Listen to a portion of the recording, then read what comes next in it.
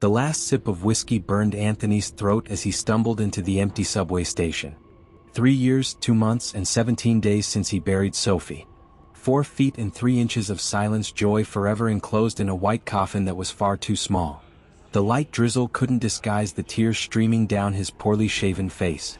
He had spent the entire afternoon at the cemetery, sitting beside the headstone where his daughter's smile stared back at him, frozen in a photograph protected by glass already clouded by time. The subway siren announced the last departure of the night. 11:47 p.m. Anthony didn't even need to look at his watch. It was always this time. The same time he had received the call from the hospital on that fateful night. As the doors opened, he noticed something strange. The car had a bluish tint, different from the others, and was completely empty. A man in a gray uniform, his face partially covered by shadows, seemed to be waiting for him on the platform. For an instant, Anthony thought he saw his own face reflected in that enigmatic figure. "Last train," announced the man with a voice that seemed both distant and close at the same time.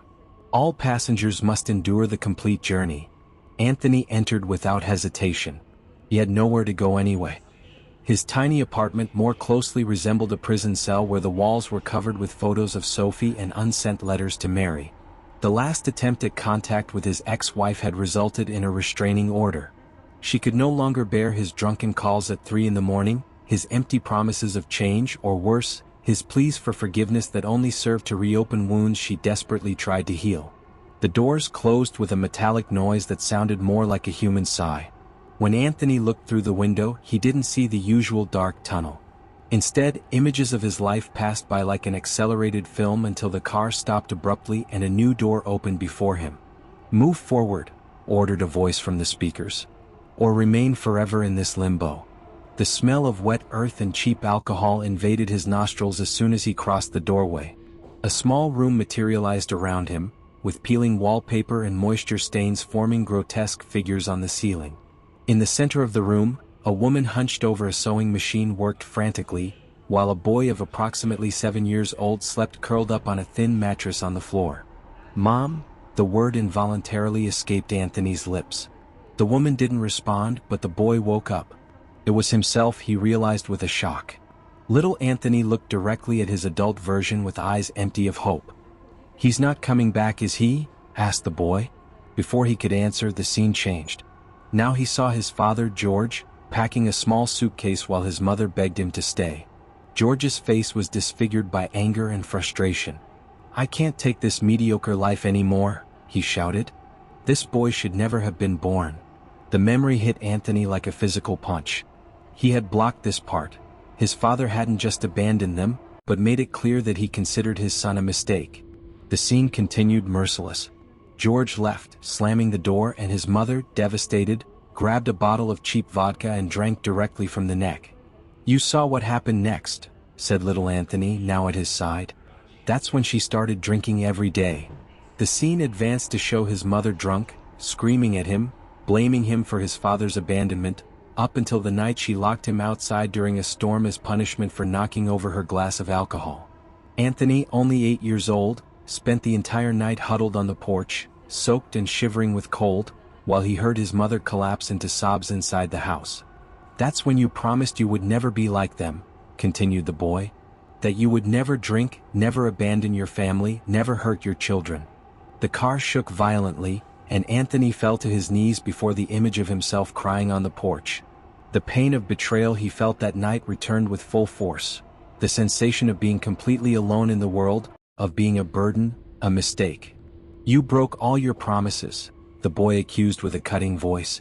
"You became your father. And worse than your mother." A door opened ahead.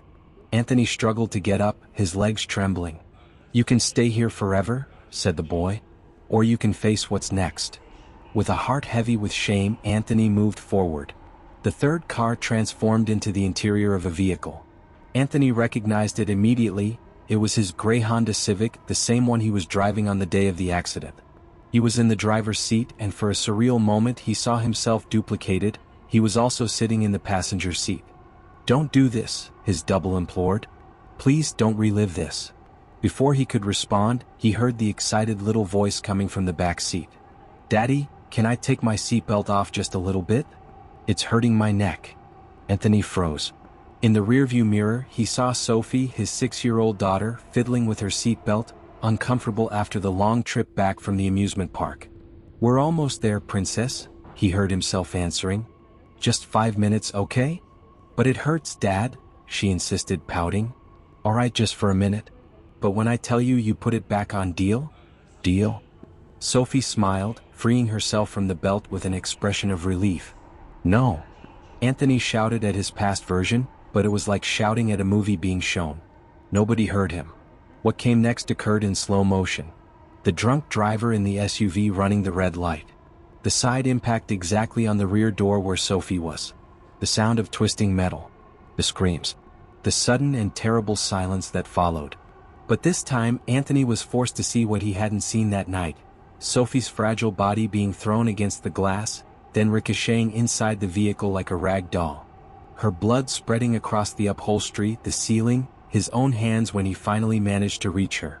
"Daddy, it hurts," Sophie whispered with already bluish lips, her eyes losing focus. "Make it stop." I can't," sobbed Anthony, embracing his daughter's broken body. "Forgive me, Sophie. Forgive me." But she could no longer hear him. Her eyes, those same eyes she had inherited from Mary, now stared at nothing. The car disappeared, but Anthony continued holding Sophie's body. They were now in a hospital room. Doctors and nurses ran around trying to resuscitate her, but he knew it was too late.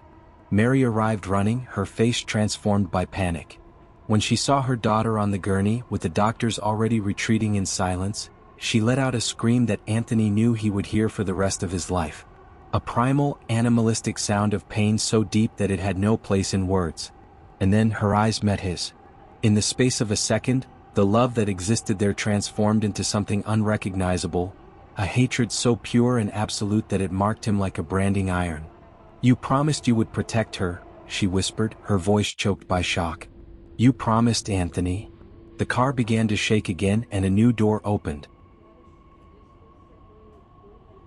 The transition to the fourth car was like plunging into icy water. Anthony found himself in a courtroom.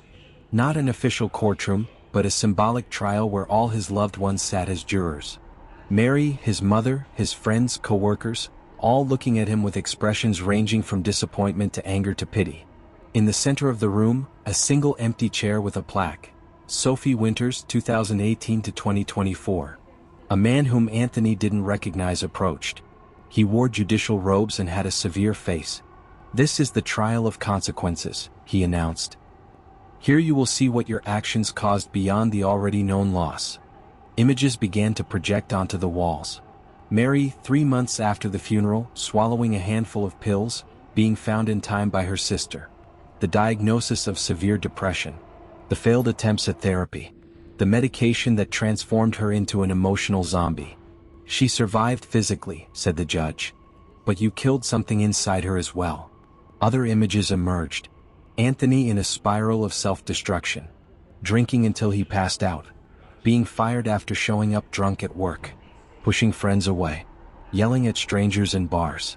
A particularly painful night where he deliberately crashed his car into a pole, not fast enough to die, just to feel some physical pain that could rival his internal agony.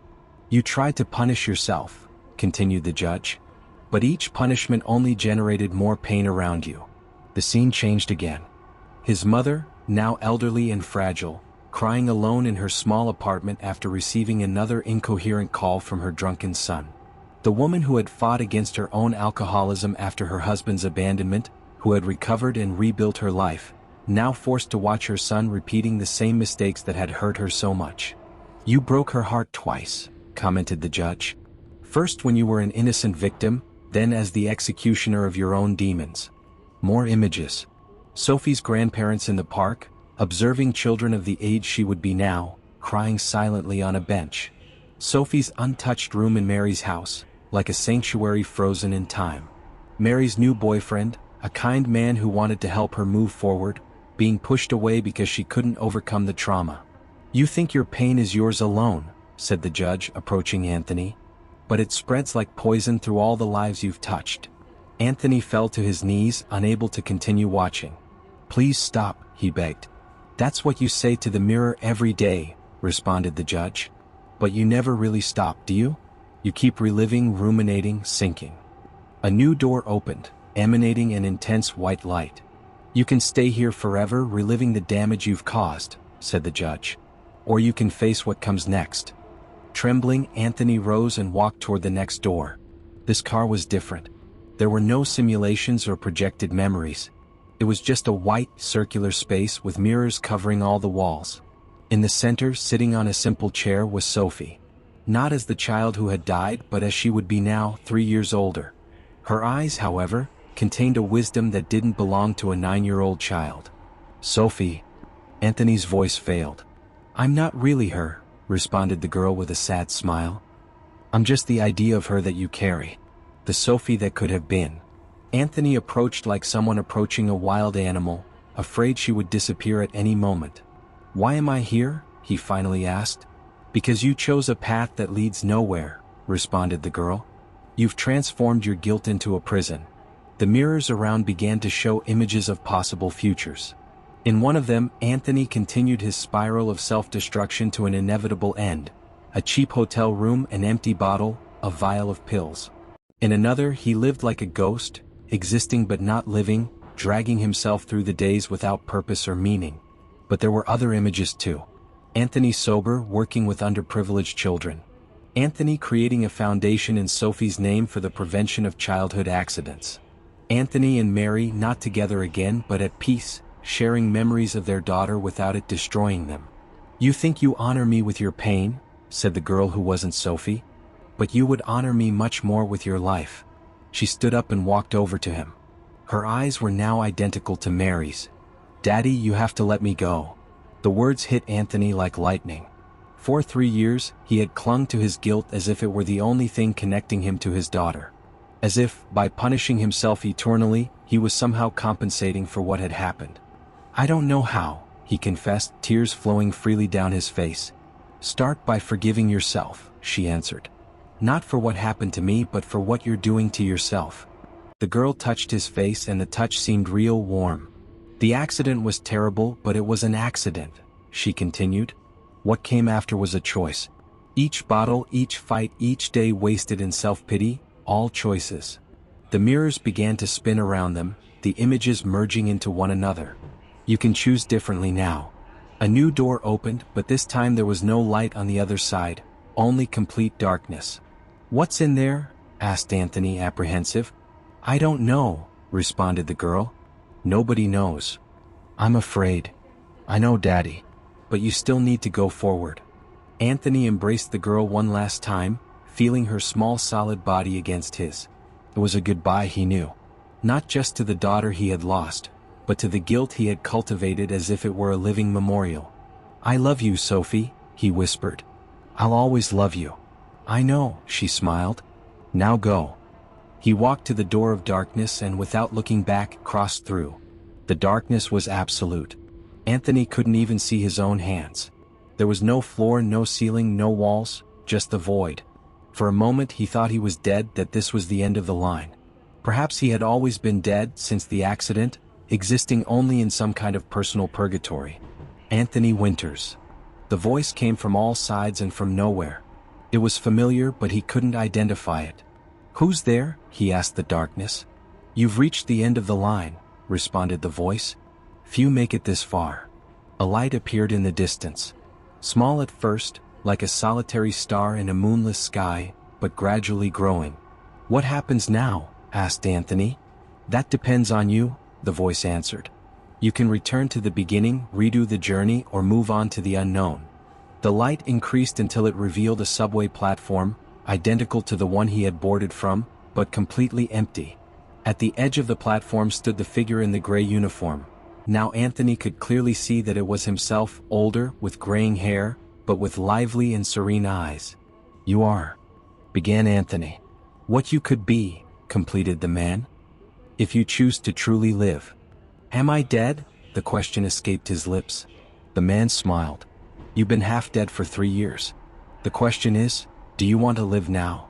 The platform shook and the bluish car appeared again, stopping with its doors open before him. For an instant, Anthony glimpsed all the cars he had traversed, as if time and space were folded inside that train. "It's time to decide," said his older double.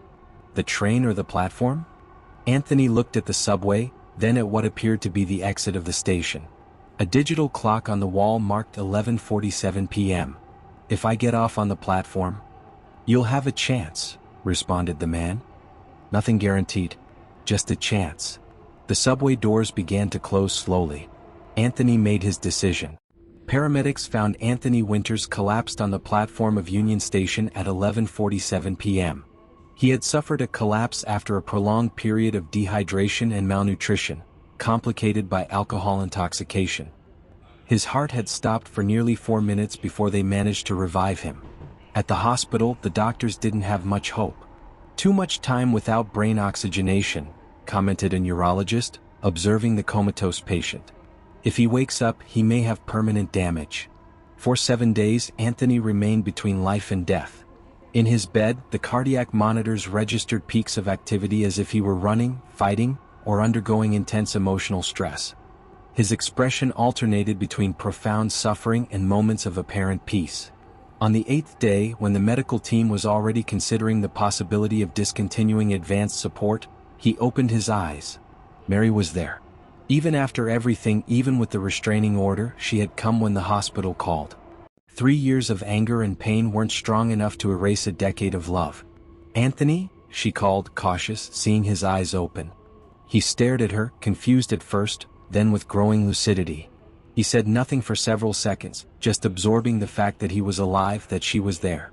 "I'm sorry," he finally whispered, his voice hoarse from the long silence. "But not for the accident." Mary frowned, confused. "I'm sorry for choosing to die when Sophie died," he continued. "For abandoning you when we needed each other the most." A tear ran down her face. "I don't know if I can forgive," she answered honestly.